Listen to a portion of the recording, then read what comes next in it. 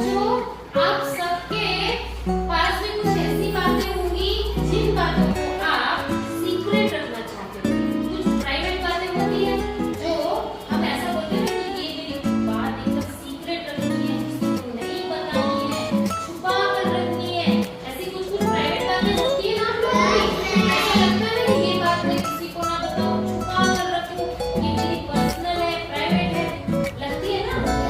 ऐसे ही हमारे बॉडी के भी जो बॉडी है ना उसमें कुछ प्राइवेट पार्ट्स होते हैं। उस प्राइवेट पार्ट्स को हमको छुपा कर रखना है, किसी को दिखाना नहीं है, संभाल कर रखना है ना। जैसे आपकी प्राइवेट बातें होती है वैसे ही हमारे बॉडी के प्राइवेट पार्ट्स होते हैं ना। This is my private part, private part, private part. This is my private part, private part, private part.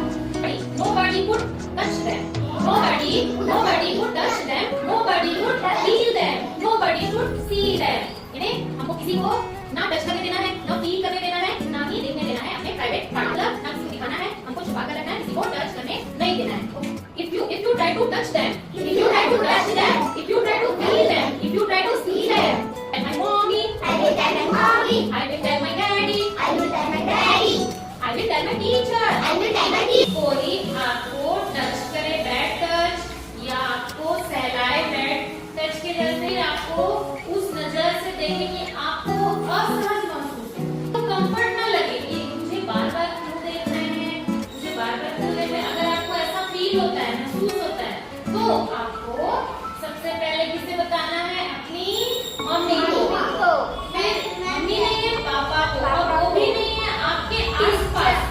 अगर आपके आसपास जो है जैसे मम्मी पापा या आपके टीचर, जैसे आप स्कूल में हो उस टाइम तो आपके मम्मी पापा नहीं रहेंगे, तो आपको किसको बताना है? टीचर को बताना है। तो कोई ऐसा टच करता है और आपको सहलाता है या आपको ऐसा देखता है, तो आपको सबसे पहले क्या करना है? से नो, नो, से नो। मतलब आपको नो, नो बोलो, और नो बोलने के बाद आपको धक्का देना है।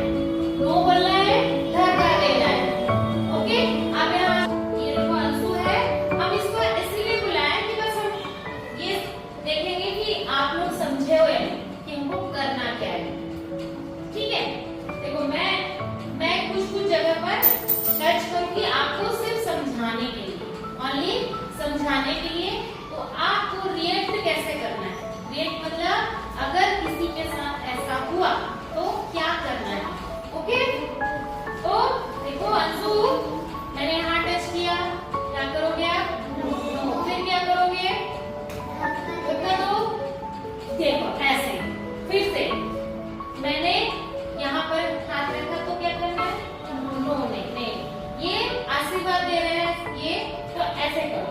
ठीक है, ये ठीक है, मतलब ये आपको गुड टच है। ये क्या है? गुड टच है। मैंने यहाँ पर टच किया, क्या बोलोगे और क्या करोगे? हाँ, ऐसे धक्का देना है। ये कौन सा टच था?